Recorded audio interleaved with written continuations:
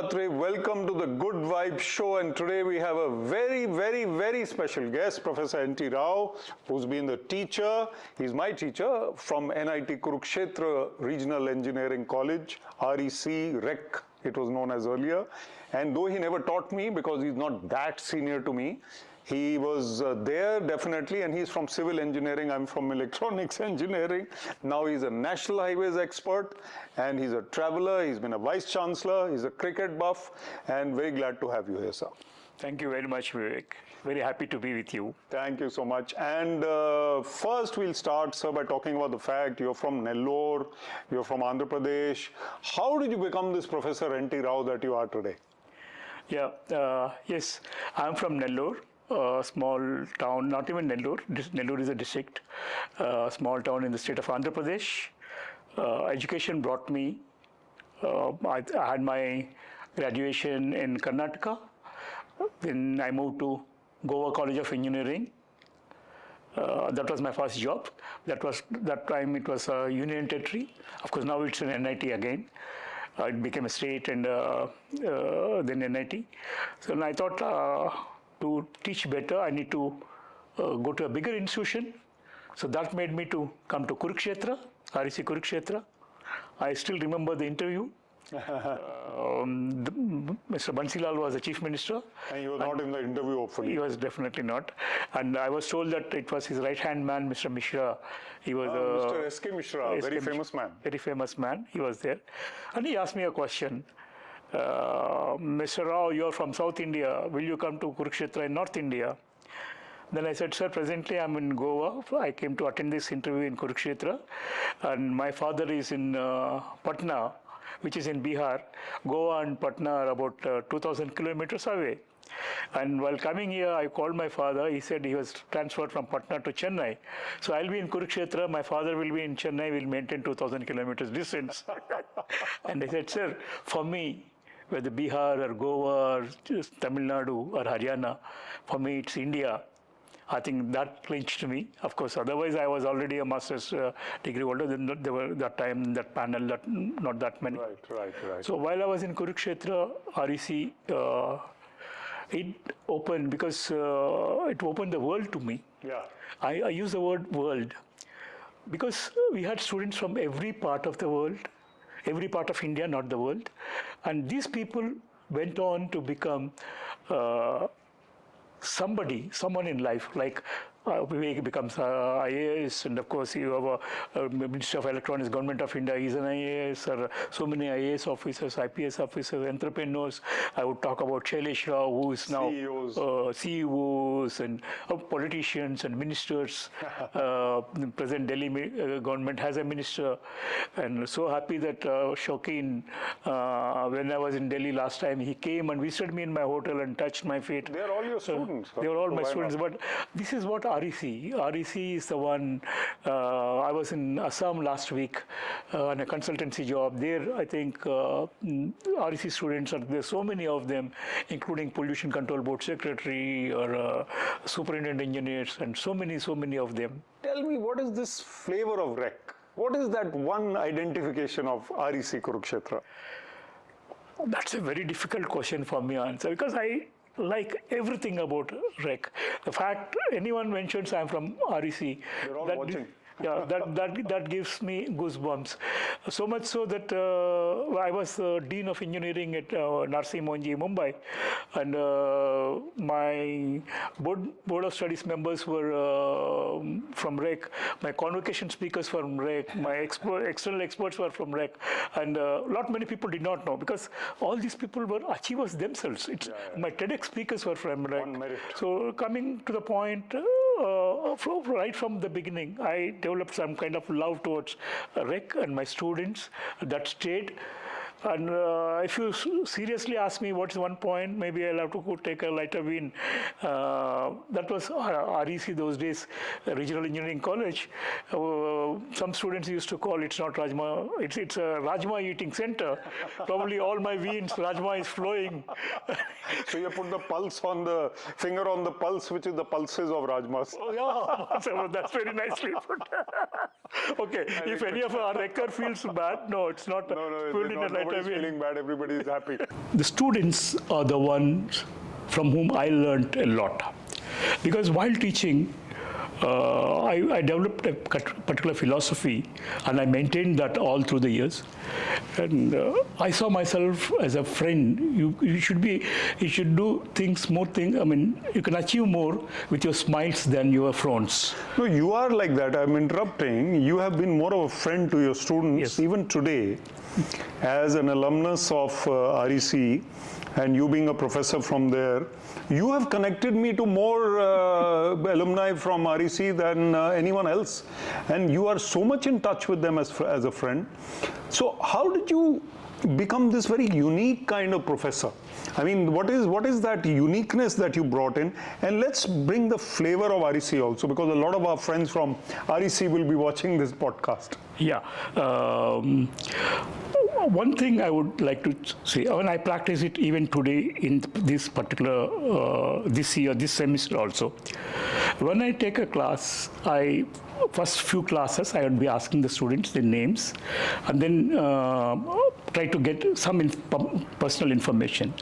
After 10-15 classes, I would know all the 60 members in the class. Lovely. I would not open the attendance register, and I would know who is present and who is not present. Right. It's not like 10 benches or 60 benches are there, and then I don't know the 60 benches name. If there is a person who is sitting or who is not sitting, so that connect I gave. The second belief I believed and I practice. Not many teachers may accept this, because if you're teaching 60 students, all the 60 students should be doing better or performing better in lives than us. I give them an example. In primary school, all our teachers, they're still there, but we outperform them. In middle school, upper primary or middle school, we perform better than them. So why not even engineering college? So for example, that day if I saw you as a Vivek student with roll number so and so 630, and I would have penalized or punished or treated you differently because I'm the boss in the classroom. But the next day when you are IAS, you are an IAS officer. Would I still say, hey, Mr. 630, stand up when I come? No. Forget whether it's IAS or anything. I understand. And in this process, I also probably learned one thing is every single person is important. And not only the students. And one good thing about REC Kurukshetra was you had students from all over. Last week, I was in Assam for a consultancy project. And I found that Assam Pollution Control Board secretary was a RECK. Oh, wow. And then the chief secretary, the former chief secretary, was a RECK. Of Assam. And at least the executive engineer, Pranjal Bhattacharya, he is also a civil engineering student. Superintendent engineer, I think he is in line for chief engineer's promotion, Anjan Day, around your time only. Anjan Day, He was Soumya's contemporary. Right. So that way, all these students, they have performed better. So I had, and also I was a bit interested in cultural activities. I know. So I was trying to support, and I was trying to be there with them. I thought a teacher should be basically a friend. And the same thing I continued 5 years later, 10 years later, 25 years later. Wherever you went. 30 But years still later. staying with REC for a minute, tell us in a couple of sentences the flavor of RECK. What is that thing about RECK that people love so much? It attracts that memory, that spark in the eye. Why does it come?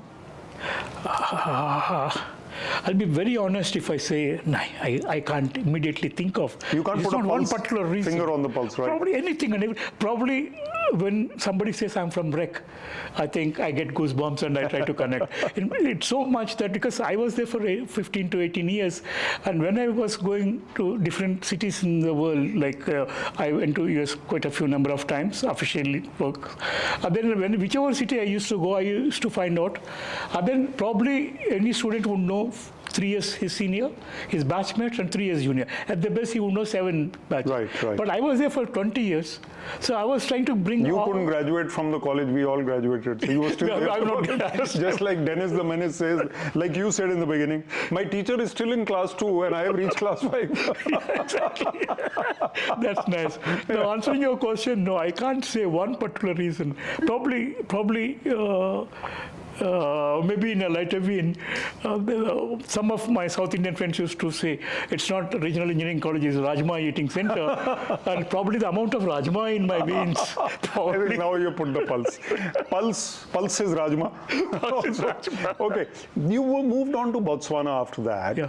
So tell us the foreign experience and also from Botswana, the experience of teaching, and then a little bit about cricket coming into your life, which was already there. Yeah, cricket was much earlier. Much even earlier, but before I first could- Botswana. Yeah. Now, Botswana, I was selected by Government of India to head an engineering institution in the country of Botswana. Since it's in Africa, people may put it down. But if you go to FIA or CIA websites of American websites, they describe Botswana as the richest country in the African continent, and which has more foreign exchange reserves for any country in the world. So what happened was they have diamonds. They control 25% of world's diamonds. Oh. And rest of the world, all other 200 countries put together, 75%. My God. So because of that, then they had a very good political system. And they were never under apartheid, because once upon a time they were the poorest country. From there, they nurtured their economy well. The politicians are also good. We have to give compliment there. So even though that country was in Africa, bordering South Africa, once upon a time called present Zimbabwe, Rhodesia, all these countries, it was there. One thing I learned there was the humility. 2 or 3 examples I would give. I was working in the richest ministry of the country, Ministry of Works, Transport and Communications. Of course, now they separated communications. I went to a shop on Friday evening around 4:30, and I saw my minister. Of course, now also she's a very powerful lady. And she said, "Doctor, you came first. Okay. You paid the till." All right. And then December 1, 2006, the first time India played its T20 match. December 6, December 1. Dhoni was there. Dhoni was not there. Okay. Dinesh Karthik was the man of the match. Okay. India played its first match in Johannesburg. I was flying from Gaborone, Botswana's capital, to Johannesburg. I was at this thing. I just thoda halchal, some commotion. I looked back. But then he was a minister for president's office. It's something like a minister for PMO.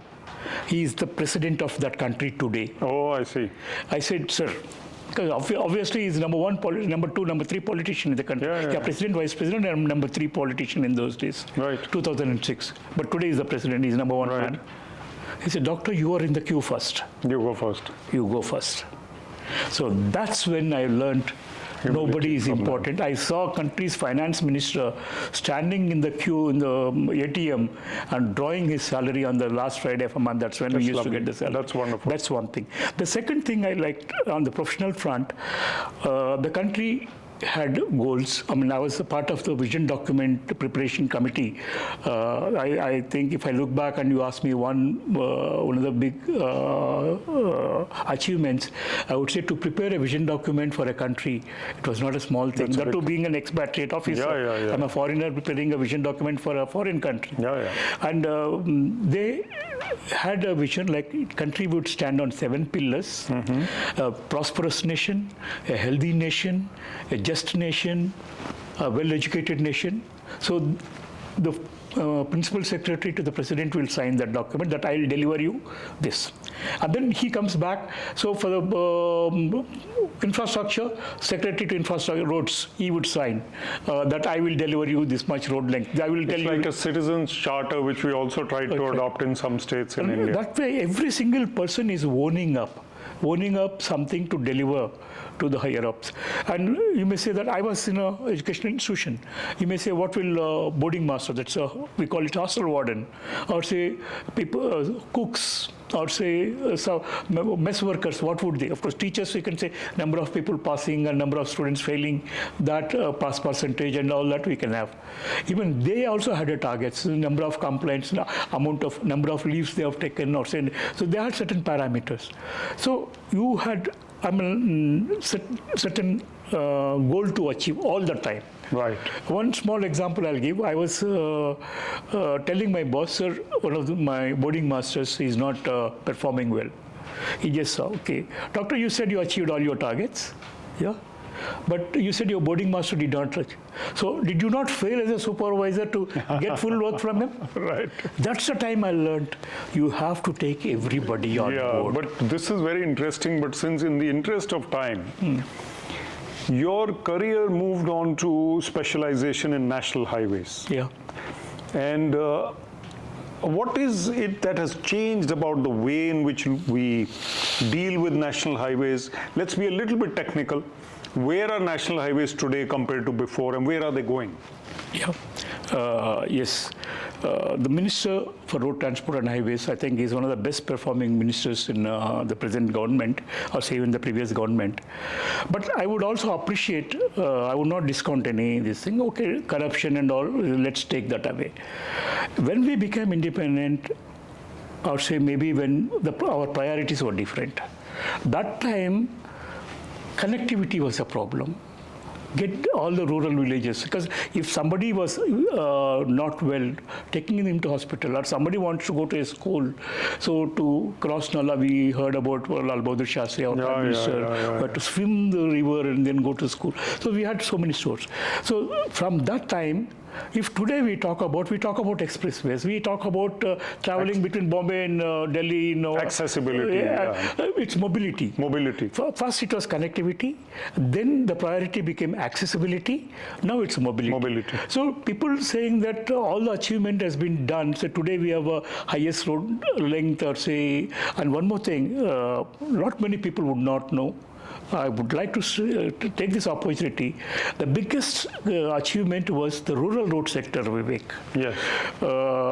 I can make this sweeping statement. If there is one scheme in which the government of India has invested the highest, it would be rural roads. Rural connectivity, and it was given to, of course, we initially it began as a Pradhan Mantri Gram Sadak Yojana, PMGSY, and we have about 9 lakh crores of rupees of rural roads we have built.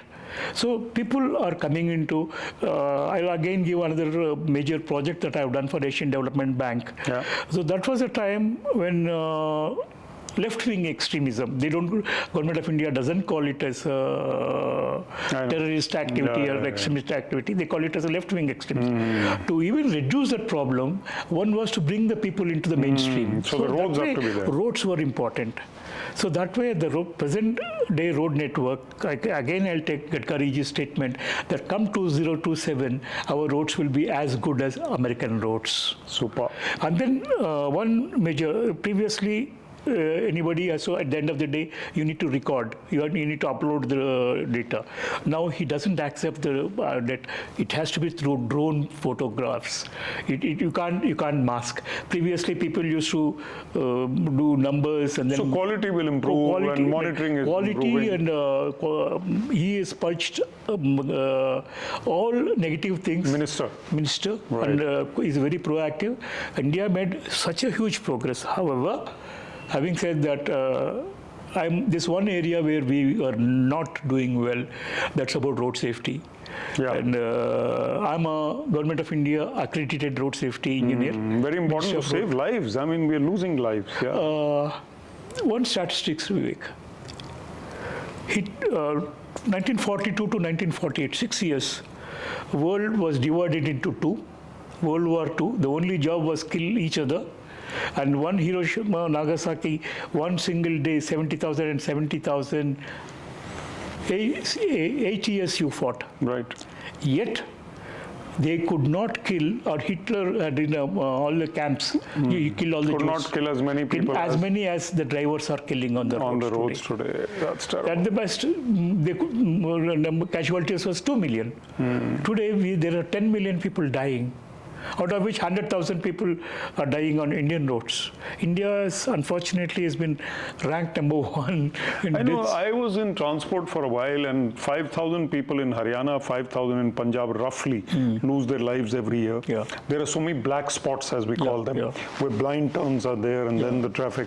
And we used to put a picture of the family on the bus so that the driver of the transport bus is looking at his family while driving. He knows he has to be a little calmer.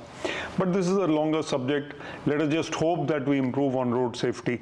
Yeah, it's so because important. I'll just say there's 4 pillars we talk about. It's not like the roads are not safe. At the design stage, even at the feasibility stage, we see what are the safety elements. While designing different elements, road stretches, or culverts, or bridges, or all those intersections, we again see whether it's free of it's free of safety.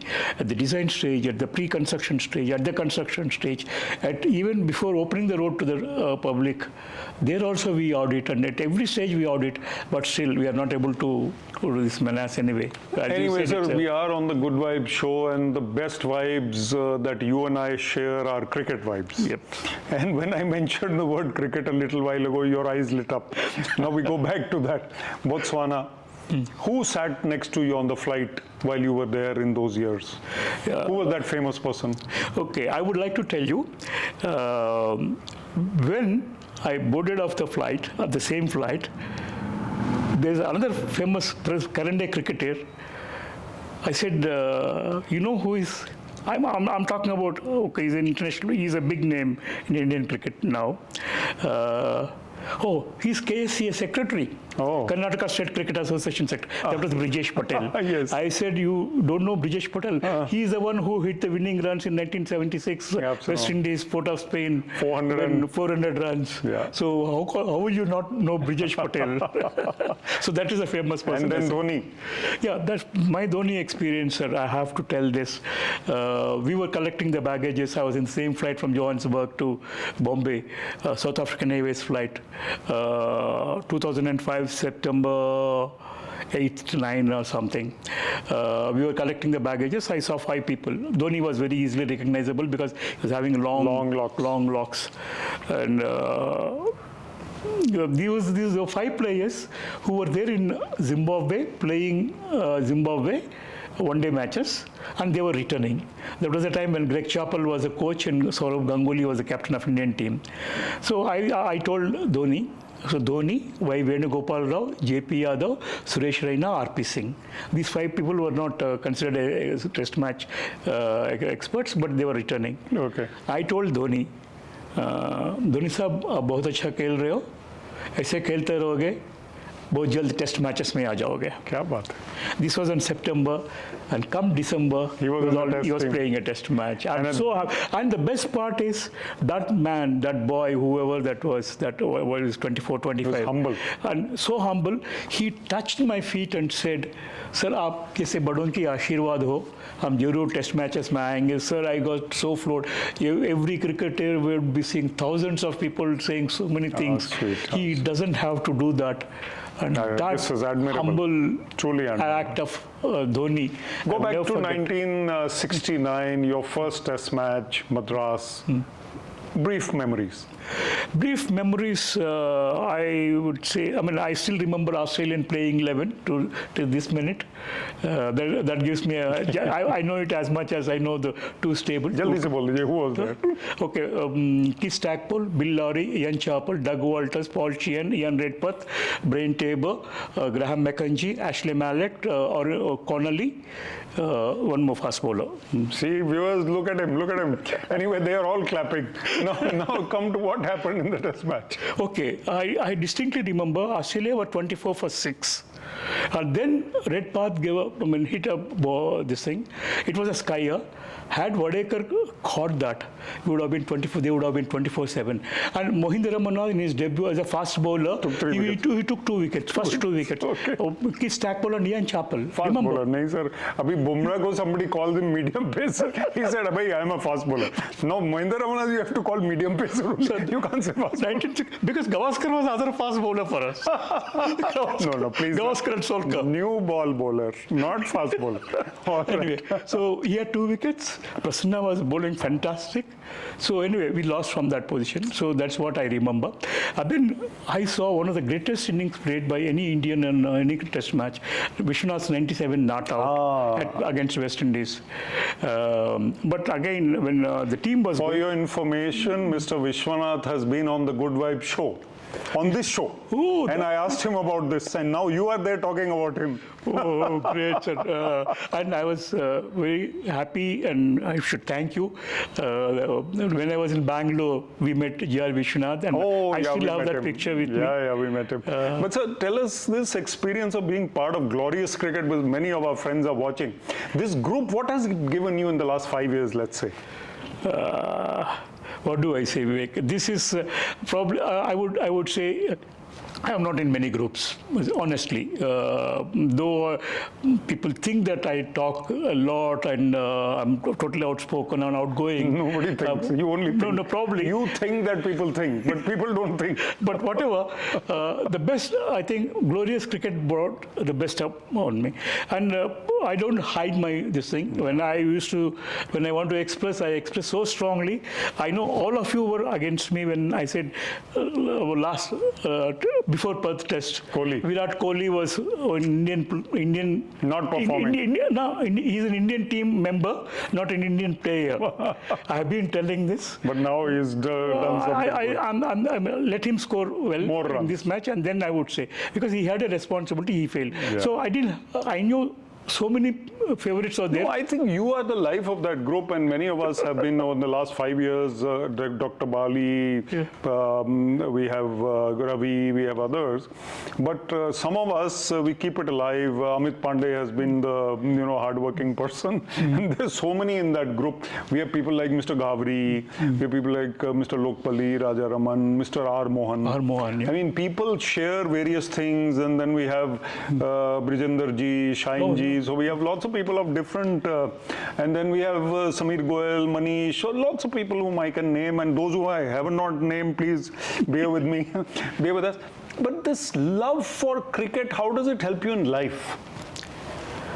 I have actually never sat down and then tried to correlate both of them.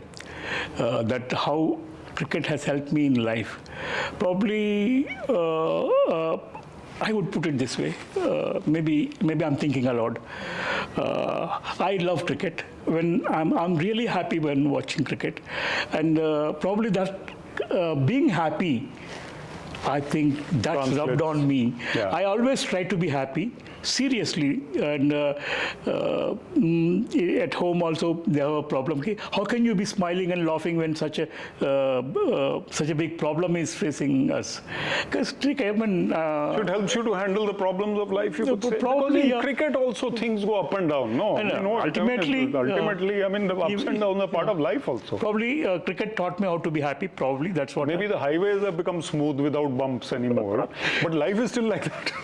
But anyway, we even highway designers, we say, don't have a very long stretch, because drivers will become monotonous and fatigue will come. So a straight stretch for a very long length is not even advisable. Right, very nice. So J.R.D. Tata, Ratan Tata used to say, man should not have only a happy life, because even ECG ECG flat line means he's dead.